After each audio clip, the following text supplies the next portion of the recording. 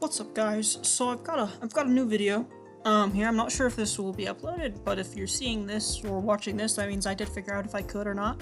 What I'm going to be doing is watching and reviewing what happened in the 2024 World Championship final match. Just to kind of like give kind of an idea of what's going on to people that don't know competitive Pokemon that well, and just to kind of like give an overview for even some of you who missed it and kind of want a commentary for it. Here I am. All right, let's get this started. I will probably be pausing it periodically, so keep that in mind. It's a certain team that can really try to throw people off guard. Okay. We're gonna ignore the commentary because I'm the commentary for this video. So Team 1, I believe this is Utah's team. Yeah, Utah is running a Landorus Incarnate with Terra Ghost, probably most likely for Fake Out. Fake Out is probably the only reason he's running that. Yeah, that's probably the only reason he's running that Terra. Then he's got Sheer Force, obviously, because that's the best. I think that's the only ability Incarnate form gets. Then it's holding Choice Scarf to make sure it's always the fastest thing, which is why it doesn't have any status moves, because that would be terrible. It is currently running, it seems to be running Earth Power, Sandseer Storm, which makes sense because it does synergize with that Drizzle Pelipper that we will get to. Sludge Bomb, which is really good for those fairy types, which there's a lot of in this, game, and then U-turn to just kind of switch out if he leads with it and he doesn't want it to be out there, then he can use U-turn to just get out of there and not worry about that. Next we have the Urshifu Rapid Strike, that is currently running Terra Water just to be able to do that big damage with those Surging Strikes in Aqua Jet, because most people want that to do. They all have Unseen Fist, which allows them to hit. If they use a physical move that makes contact, it hits through Protect. It's also running that Focus Sash, so it doesn't die in one hit, guarantee. Surging Strikes is the most powerful move you could probably get on a water type. It always crits, it hits multiple times, it hits up to 3 times, guarantee. It only hits up to 3 times too. I think it only hits 3 times. Then there's Close Combat, which is just a good, powerful fighting type move. It does lower your special defense and defense, but that doesn't matter because we are expecting to be one shot anyways. Then you have Aqua Jet to be able to outspeed some things that might outspeed you to be able to get that quick kill. Detect is practically just a fancy version of... No, it is a fancy version of Protect. Next we have the Iron Valiant with that Quirk Drive energy booster. I'm pretty sure his is speed. It's running Terra Ghost, probably for, once again, Fake Out. It actually would also help against... No, I think it's only Fake Out. I think that's really the only reason you run that Terra type. I might be wrong. Actually, it also might help against Poison. I think Ghost might resist Poison. I don't remember, but that you get the point. It's for Poison and Fake Out. We're just gonna go with that and call that good, because I'm pretty positive I'm correct about the Ghost resisting Poison. Anyways, then it is running Spirit Break, which is just a really strong physical fairy type move. It's running Wide Guard, which allows you to protect against spread moves, which is also really good in this meta because most restricted have spread moves. Encore, just to kind of be a nuisance and kind of prevent your opponent from controlling the battle. Coaching will allow him to increase one of his partner Pokemon. Most likely the only Pokemon that are going to get hit with coaching are Urshifu and Calyrex Ice Rider for that +1 defense, +1 attack. Mostly Urshifu Rapid Strike wants that attack. It doesn't really care about that defense, but it doesn't hate it either. Calyrex loves both of those, so that's probably why he has that. Next we have the Pelipper with Terra Grass, probably to definitely to resist those electric types like Miraidon. Also, it can't be spored by Amoonguses or Smargles. It's got Drizzle to make it rain for both the Urshifu Rapid Strike and Landorus Incarnate. They are both gonna love the rain. Amoonguss and Calyrex won't hate the rain either, because it will allow them to weaken their fire type weaknesses. Anyways, it's running Life Orb to make sure it really can do a lot of damage. If it is like the last Pokemon, a lot of Pelipper's end up being like the last Pokemon and just can't do damage. So his, to combat that, has that Life Orb. It's also running Weather Ball, which is in the rain, is a really strong water type move. Also, if your opponent switches weather on you, you can still utilize Weather Ball to do some big damage. Hurricane becomes 100% accurate in rain, so that's why he's running that. It's also the strongest special flying type move, I believe, that's not on a restricted Pokemon. Helping Hand to just allow his partner Pokemon to do more damage. And then Wide Guard once again to protect against those spread moves, which most of the restricteds have. Alright, now we have the Amoonguss running that Terra Fire for the fire types. That's gonna try to kill it. I'm trying to think, why else would you need? That's probably the only reason, is for against other fire types. Yeah, I think that might be the only reason. He might have seen another reason, but that's the only reason I see. Then Regenerator allows it to switch out and gain some HP. It's holding that Rocky Helmet, so if it's hit with a physical move, it will chip its opponent. Then it's running Spore, which allows it to put 100% accurate sleep, which is always really overpowered, especially in Trick Room, because Amoonguss is really slow and is most likely the fastest Pokemon in Trick Room. Pollen Puff can heal its allies as well as deal damage. Rage Powder makes it so anything that's not a grass type has to target it. And then Clear Smog allows him to eliminate stat boosts on his opponent Pokemon, or eliminate his decreases on his own Pokemon. Then lastly, we do have that Calyrex Ice Rider. That was low on my list, so I'm surprised it makes the finals, but you know, like I mentioned, it does have Trick Room, because I mentioned that's basically the only way that your Calyrex Ice Rider is gonna really be able to do stuff. But I think with that Iron Valiant, it was probably able to do a little more than that, because Iron Valiant is probably the reason that it made it this far, I'm gonna be real. It's got running that Terra Grass to, not so make it so it can't fall asleep, as well as make it not weak to fighting types, although I think it's not really weak, I think it's neutral, so it doesn't change. What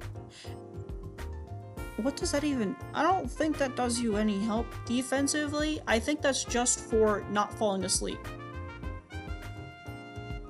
Well, I guess it would help you with rock type. Yeah, rock types and fighting types would be super effective against them. Maybe, I think Steel might also. So, it does have some defensive properties, just not the greatest defensive properties, but it's mainly to not get go to sleep by Amoongusses, because it does have that Trick Room, and being put to sleep by an Amoonguss while in your own Trick Room would be really bad. It's got As One, which means it has two abilities, one being Chilling Neigh, so every time it takes a kill, it gains a stat in attack. Yeah, it gains a +1 in attack, and then it also has Unnerve, which prevents your opponents from eating berries, which is why you're probably not going to see any berries on any of these Pokemon, because it's just not good with both of the Calyrexes having that ability. Then it's holding that Clear Amulet, so it can't be intimidated. Also, it can't be Parting Shot. Then we have Glacial Lance, which is just a really strong Ice-type spread move that hits 100% accurately. High Horsepower will allow you to take out those fire types as well as those steel types and rock types. And also probably help against Miraidons that try to turn into pure electric types. Then it obviously has that Trick Room. And then it has Protect, because Protect is probably one of the strongest moves in competitive. Alright, let's move on to his opponent. Luca. Luca is running one of my predictions to be the second most likely Pokemon to win Worlds, Miraidon Terra Fairy. It even has Dazzling Gleam, like as I mentioned, so that's really cool. I feel really proud of myself I was able to make that prediction.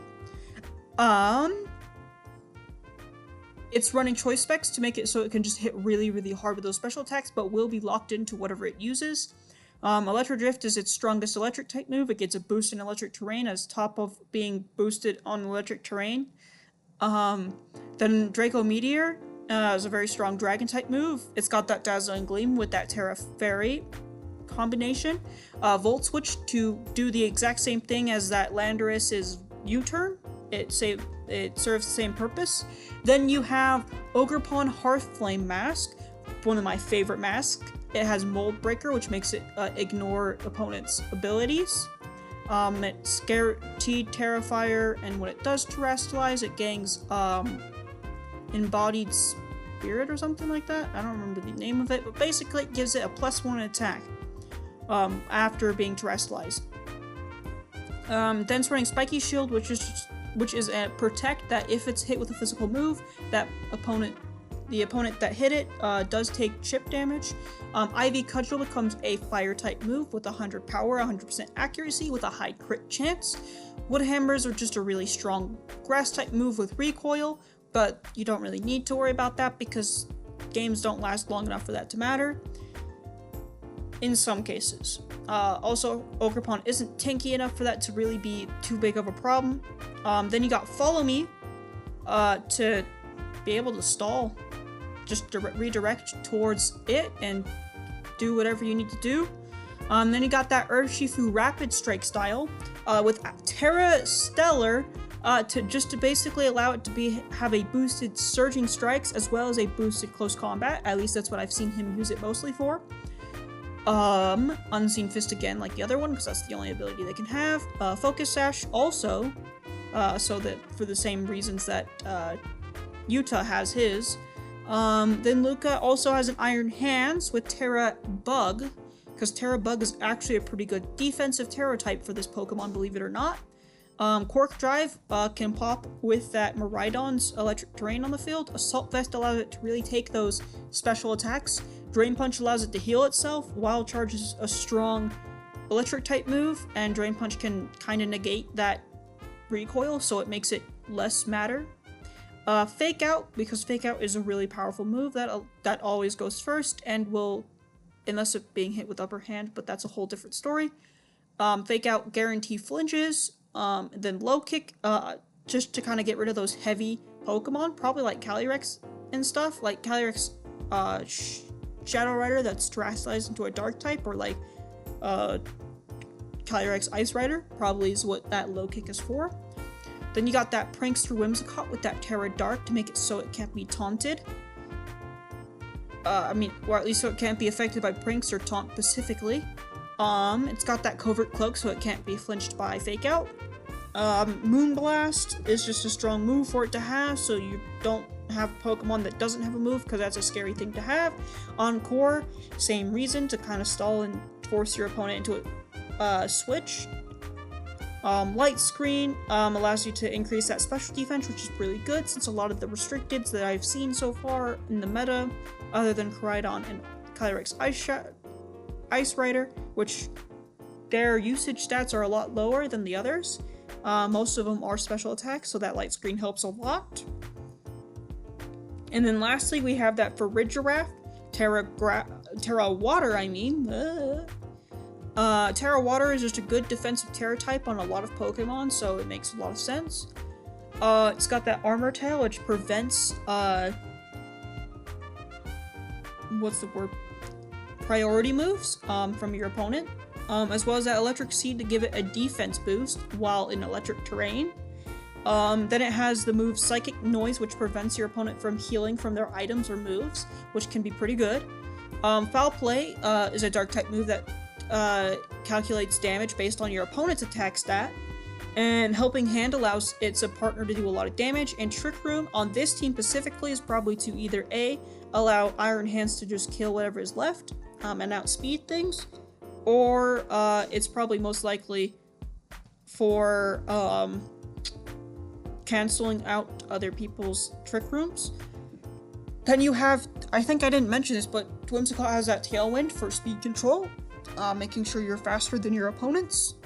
That is the teams. So yeah, let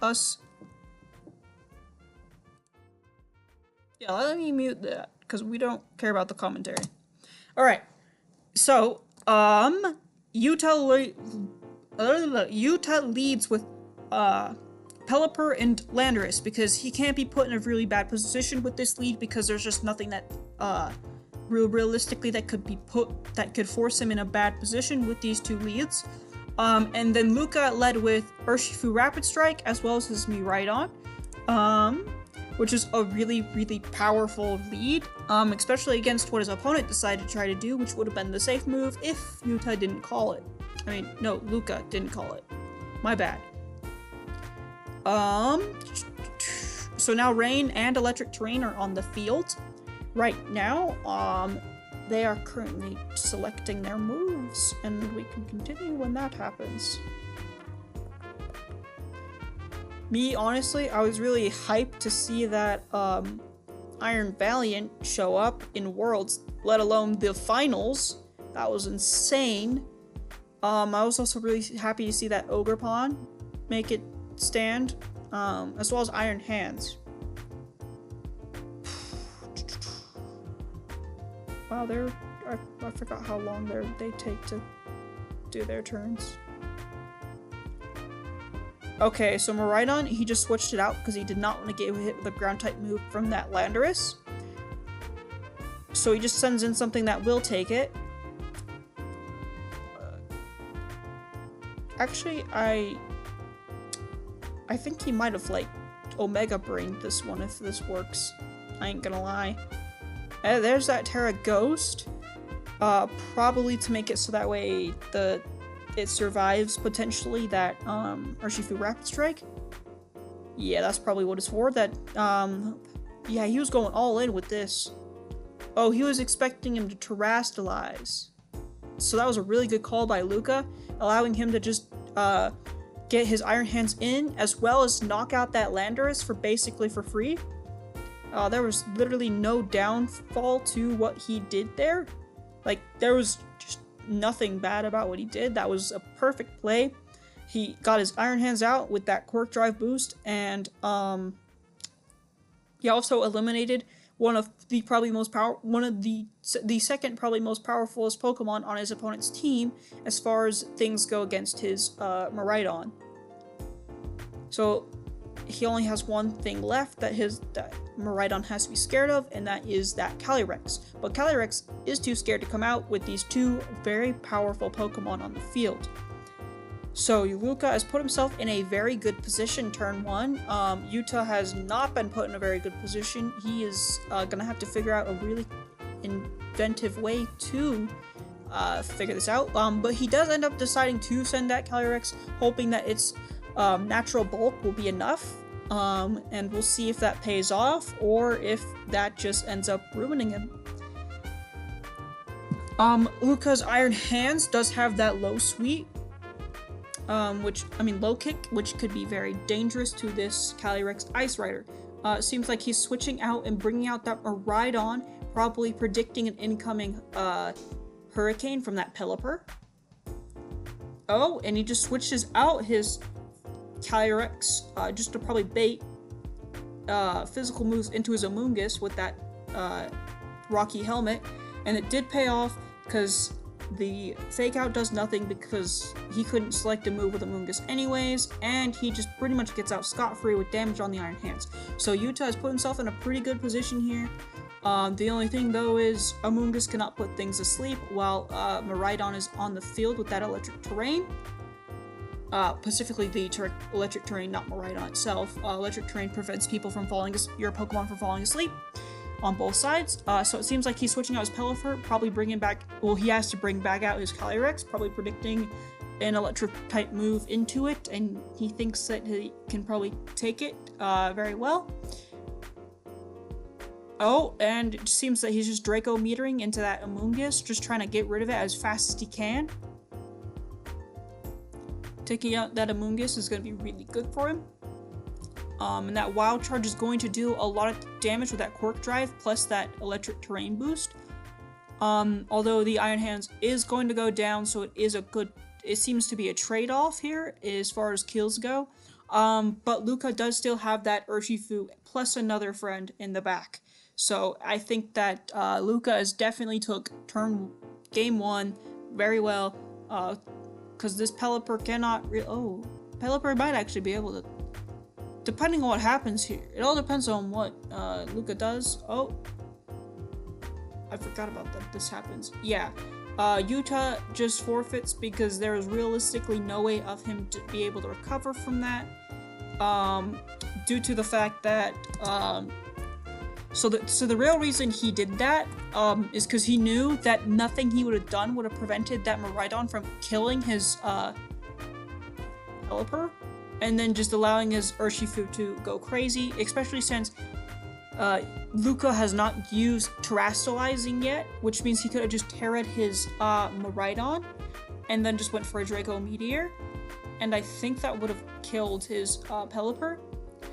And even if it didn't, that Urshifu could have went Stellar and just eliminated his Calyrex, making it a 1, and then the Pelipper would have probably took out the Urshifu, leaving it as a 1v1 Miraidon versus Pelipper, and Pelipper does not win that fight. So that is why he forfeited, because there was no way for his Calyrex Ice Rider to survive that fight. Let's go into game 2. Wait, that's just a replay.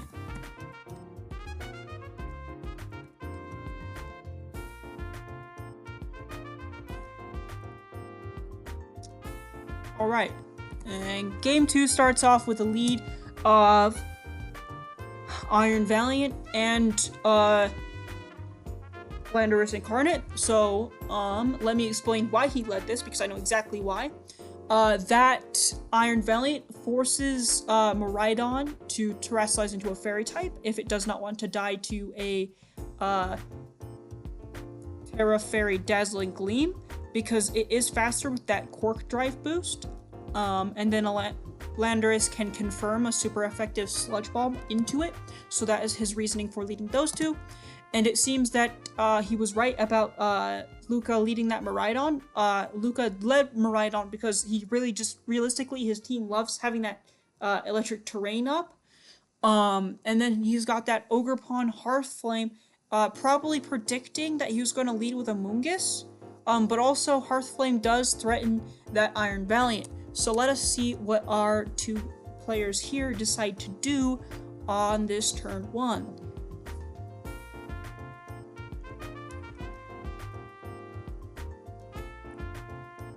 Yeah, all the abilities, gotta love those.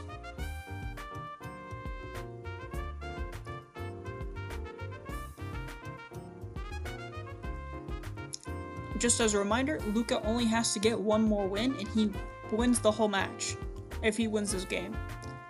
But we will see if he is able to pull that off, or if Utah is able to outplay him and take that dub and be able to put us into a game 3. Spoiler alert, this already happened, so I do know what happens, and yes, we do go to a game 3. But that's not what we're worried about. We're worried about what they're doing. Okay, so Utah goes for the Terra. Oh, no, that's Luca. Luca goes for the Terra on his Miraidon because he has to, unless if he wants to die to that threat being Iron Valiant. So he's playing right into... Oh, so it seems like he's trying to bait the Landorus Incarnate to attack into that thing. Oh, I just realized that it's Spirit Break, not Dazzling. I was so wrong. Spirit Break is a lot more deadlier, and yes, would kill Miraidon without that. And he also didn't want that special defense drop, so that's why he went for that juicy thing. So it seems like they are trading poke kills here. But Luca does get the advantage of being able to kind of shift the field in his advantage, allowing him to choose both of his Pokemon that are going to be fighting. It seems like he's choosing Iron Hands here, which is a great choice, because as we know, that Landorus can't do much if it does Terastallize into a Bug type, because then it resists Ground. Oh, it can't Terastallize. Why would he? Oh, he has Fake Out, so it doesn't matter. And I don't know about the Iron Hands. I think he probably knows what he's doing. I think it's because he knew Calyrex was coming out. That is probably the reason. And then he gets to bring back his Miraidon. And it no longer is threatened by a Fairy type that will outspeed it, so it can just go for some big damage here. But he is going to need to get rid of that Landorus, and I'm assuming that's what the Iron Hands is for. That, or he could just Draco Meteor into the Landorus and allows Iron Hands to just chip at that Calyrex Ice Rider. Basically, he's got a lot of options here to pick from. They're both down one Pokemon, but Yuta does still have his Terrestrialization in his pocket. Luca does not. So this is still technically anyone's game at this moment. I'm pretty sure the odds do change very quickly, very shortly. Yeah, so he's going for the Terrestrialization, I believe, into the Calyrex, yep. To make it so he doesn't take as much damage from those wild charges that Iron Hands can throw into it, as well as being able to resist the electric type moves in general from Miraidon. So it seems like that Sludge Bomb does do a lot of damage, but the Miraidon is able to fire back a Draco Meteor and get the kill. Luca has now put himself in a one Pokemon lost against 2 Pokemon lost, but this final party member of Yuta's could change this game. So it seems to be Amoonguss. Amoonguss still does have that Rage Powder, which could be a very big problem for Luca. Oh, I'm so good at remembering who I'm talking about. Honestly, me personally, I wouldn't have brought the Meta Legendaries. I would have brought a Oddball Legendary one. Just kidding, I wouldn't have. That Draco Meteor does not kill, because you can't kill Amoonguss in one hit. It's just not realistic. And that Amoonguss once again survives because it's an Amoonguss, and Amoonguss literally just cannot die. It is going to go for that Pollen Puff, making that Calyrex Ice Rider nice and healthy, which I think is what Luca was trying to avoid. It's unfortunate that he survived on 1 HP, and now this Amoonguss has now become the fastest Pokemon on the field, which can be very dangerous for poor Luca here. As well as Calyrex is able to outspeed both his Iron Hands and his Miraidon. So he is in a very precarious situation, and there's not much he can do. But there is still things he could do.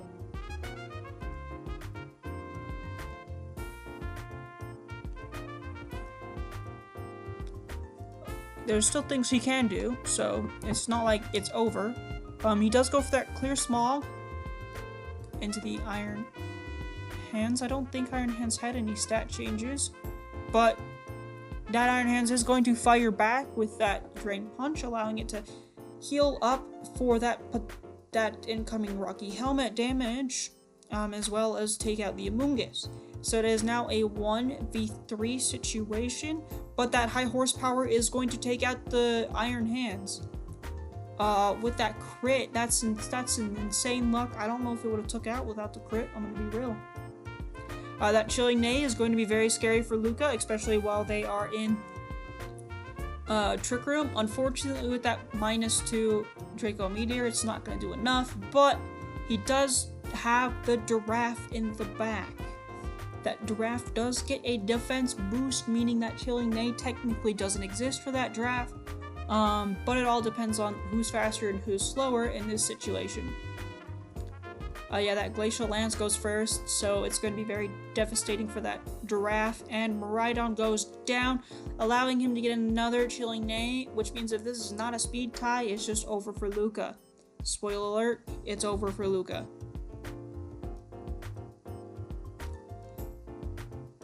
Yeah, because unfortunately that Foul Play does not do enough. So this is going to allow Yuta to just throw in the final Glacial Lance, ending the game, taking us into Game 3. I'm not gonna do what I did earlier to get to Game 3. I'm gonna be smart about it and physically find it. Right here. Alright.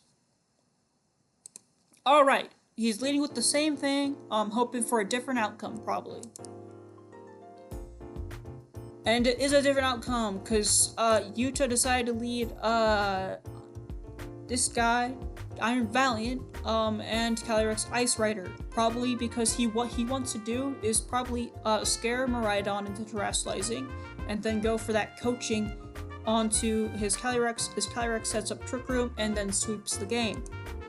Let's see if I'm right, and if I'm not, probably not gonna be right, because that's probably what his idea was at the start, but it's probably not anymore, seeing that there is an Ogerpon Hearthflame on the field, which his horse cannot take a hit from, so he does have to be very careful on what he does here. He does have that Spirit Break to just go into that Miraidon and threaten it very much. So that Miraidon is going to have to choose between terrestrializing and saving itself, or not going for that terrestrialization and just going in for some big damage. Yeah, I think that's all I needed to say for this. I'm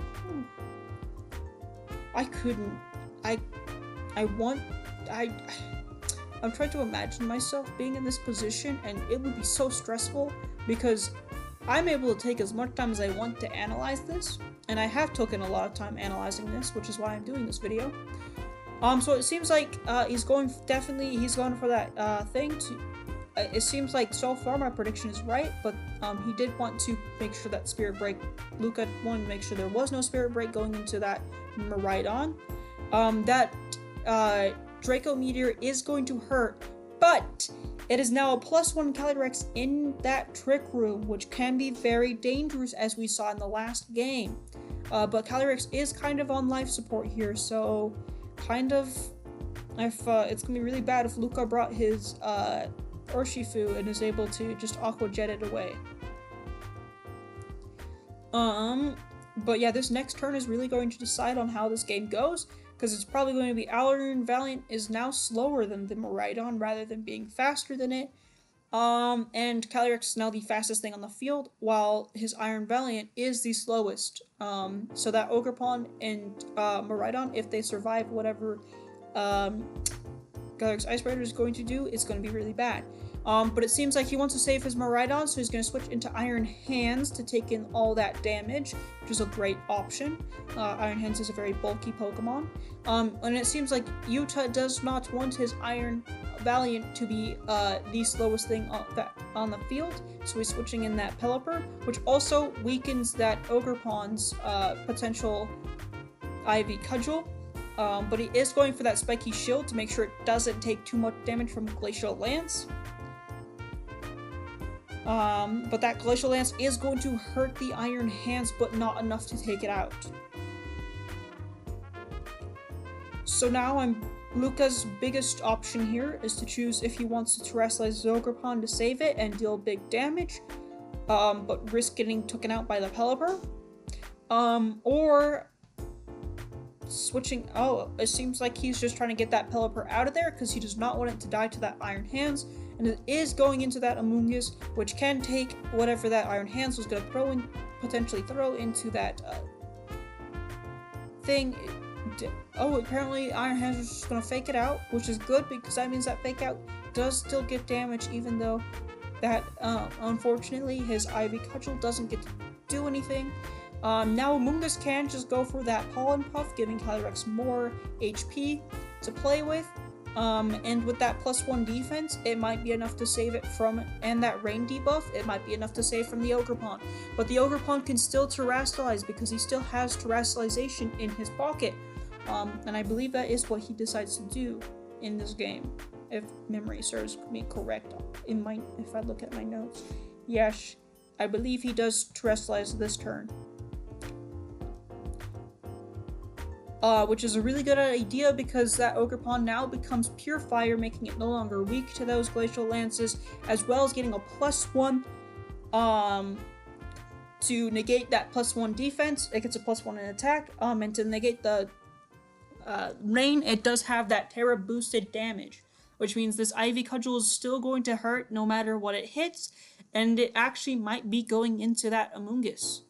Unfortunately, Iron Hands is faster, which means the low kick is going to go into that Amoonguss, which is a little unfortunate, and that Glacial Lance is going to kill the Iron Hands, but Ogerpon does survive now that it's a Pure Fire type. So now Luca's gonna probably hit his poor Amoonguss with an Ivy Cudgel that is going to hurt a lot. I'm pretty sure it doesn't take it out though. Luckily it does take it out. Whoa, okay. Well, this puts Luca in a very good position because that means he takes out the biggest threat to his Miraidon right now as far as defense goes. His Miraidon really couldn't damage that Amoonguss anyway.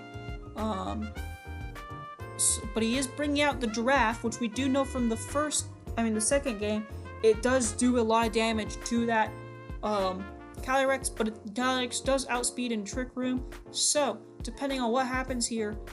Oh wait, I just realized, yeah, no, the Giraffe doesn't die to this Ivy Glacial Lance, I'm pretty sure, so yeah, no, I think he's got a kill here, or the Giraffe could be going for the Pelipper to try to stop that Pelipper from going for a Weather Ball into the Ogerpon, allowing Ogerpon to take out the Calyrex, and Ogerpon, I believe, should live with the amount of HP that it has. So right now, Luca is in a very great situation because the cards are on his table. He is just protecting the Ogerpon, which is not bad at all because it does allow him to kind of situate this battle to where he wants it to be. But it does depend on what that Pelipper's target is. Oh, the Calyrex is dead. Meaning the biggest threat on Utah's team is gone, which means Luca is able to kind of just go for what he wants, but this might take out his Giraffe for a Giraffe, which is unfortunate because that was his best way of eliminating that. Oh, the Trick Room's gone, so it doesn't matter. Unfortunately for Utah, he can throw back out that Miraidon, getting that, he is able to throw that Miraidon back out, allowing it to get that electric terrain back on the field, but he does have the Iron Valiant, which is still faster than the Miraidon, which means the only thing that he do is, well, actually no, the only thing that can happen for Utah is that Luca decides to not follow me with Ogerpon and not take his Iron Valiant. But Iron Valiant will kill with Electro Drift, and it will kill the Pelipper with Electro Drift. So realistically, there is no way. There is still Terra on his side, but it's not enough, realistically. So I'm pretty sure Utah realizes this, and I believe he does give up the game to Luca, allowing Luca to become our 2024 World's Champion. As you can probably see in Utah's face cam, he is thinking and realizing that there's just no way for him to win this match, which is a little unfortunate because, you know, he worked really hard to get here, but there's just no real way for him to win unless if Luca misplays, which is very hard to do because me at my level. Oh wait, he doesn't forfeit this turn. Does he forfeit the next turn, or does he not forfeit? I think he might play this out. Yeah, so he's going to try to go for that Terra Grass, predicting that Miraidon is going to take him out first, or just making him a little more bulky to that Miraidon. He's going for that Helping Hand to try to deal as much damage to that Miraidon as possible. But Ogerpon does follow me, which means, unfortunately, Iron Valiant is going to go down to that Electro Drift, and Ogerpon does not go down. So, yeah, it's a little unfortunate for Utah because there goes his Iron Valiant, and there's not much his Pelipper can do against these two behemoth Pokemon. Especially with the rain stopping and his moves no longer becoming powerful or accurate. I believe this is the turn he does give up, yep, and Luca becomes the world champion of the 2024 Worlds. Yeah. So that was the 2024 Worlds. If you liked this video and you'd like to see more breakdowns of the other matches that happened, let me know. I really enjoyed this video. It was really fun for me. I hope you enjoyed it too. I'm hoping I'm able to post this without any copyright problems. So we'll see. We'll see. If you're watching this and you got to this point, then hey, consider subscribing and liking. I would really like to become a very big PokeTuber. Be able to maybe even make this my career. That'd be great. This is very hard to do. It's very much of a grind. But I do have some, like, for instance, I think the Poketuber that's inspired me the most to push is Purple Cliff. You guys probably know him from his Last to Leave region mini games that he's done. I think the last one he's done was like Last to Leave Hoenn. That would be so cool to be in Last to Leave Sinnoh. Sinnoh is like one of my favorite regions, and I would not be mad to shiny hunt in his video, no, or be in Purple Cliff's video and all. But I'm rambling off. I don't know why I am. Um, that there's my favorite VGC player right there. Unfortunately, he did not get the win this year. Unfortunately. Anyways, what? Oh yeah, make sure you like and subscribe. Please, that really helps me out. It really shows me that you guys enjoy these videos. And commenting. I would love to see some feedback on what you guys would like to see. What your guys' ideas are. I'm thinking about shiny hunting. Is that a yay, nay? Thinking of doing a bunch of things. I'm gonna try to be a little more entertaining of a person to watch. I'm working on it. I'm trying. I'm getting there. So eventually I will be getting to that point. So, anyways, that's the end of this video, and thank you for watching. And I will catch you guys in the next video.